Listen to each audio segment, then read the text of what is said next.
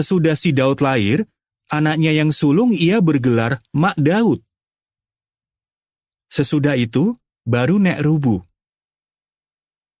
Ada pula kisahnya, ia digelari orang demikian. Begini lagi ceritanya. Pada suatu ketika, sedang hari terang benderang, tiba-tiba jadi gelap gulita. Bagai malam tiada berbulan. Sampai sekarang masih dinamai orang kejadian itu malam tengah hari. Kata orang karena gerhana matahari. Ada pula yang mengatakan matahari ditelan hantu Rahu. Ketika itu, isi kampung habis bertangisan. Lembu dan kerbau berlenguhan. Ayam itik berciapan. Semuanya habis ketakutan. Perempuan-perempuan berlari turun, berlari naik. Ada yang meratap, ada yang melolong, ada yang memekik-mekik memanggil anaknya, sangka mereka hari akan kiamat. Fatimah pun sangat ketakutan, apalagi ketika itu Pak Daud tak pula di rumahnya. Ia berlari masuk, berlari keluar. Si Daud yang berumur 3 bulan sedang tidur di dalam bilik. Fatimah masuk ke dalam bilik. Si Daud didukungnya. Dilarikannya ke jalan raya. Beberapa orang di tengah jalan diseruduknya saja. Ia merubu, hilir merubu mudik. Kemana ia akan lari, ia sendiri tak tahu. Akhirnya, ia tertegak seorang diri. Matahari di langit kelihatan pula tersingit.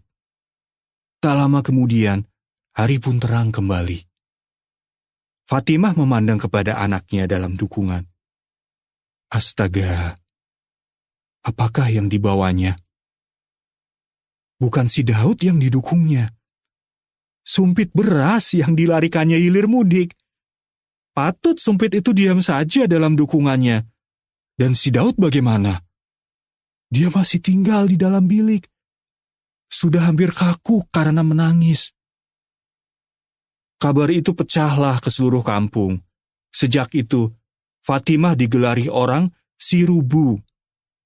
Setelah itu, ia tua baru jadi Nek Rubu. Demikianlah asal mula gelarnya itu. Nek Rubu tinggi jangkung. Jauh lebih tua daripada Pak Janggut.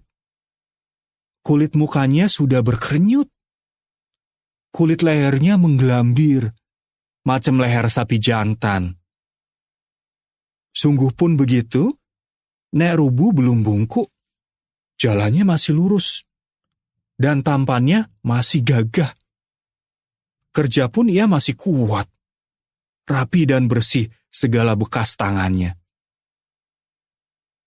Nek Rubu tak pengecek macam Pak Janggut. Kalau kecek Pak Janggut 10.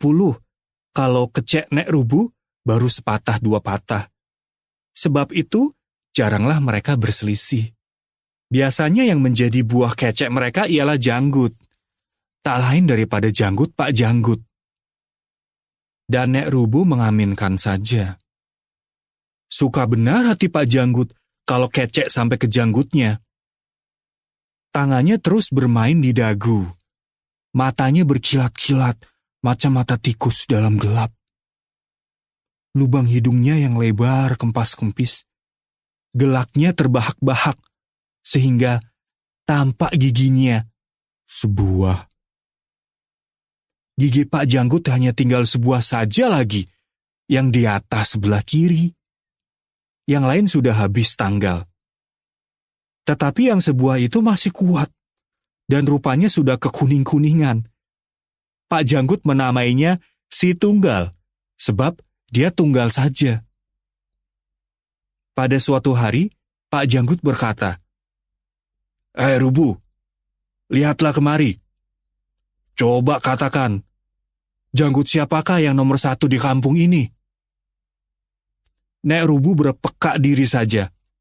Cobalah banding-bandingkan, kata Pak Janggut pula. Sebanyak ini orang yang berjanggut di sini. Entahlah, jawab Nek Rubu dengan pendek.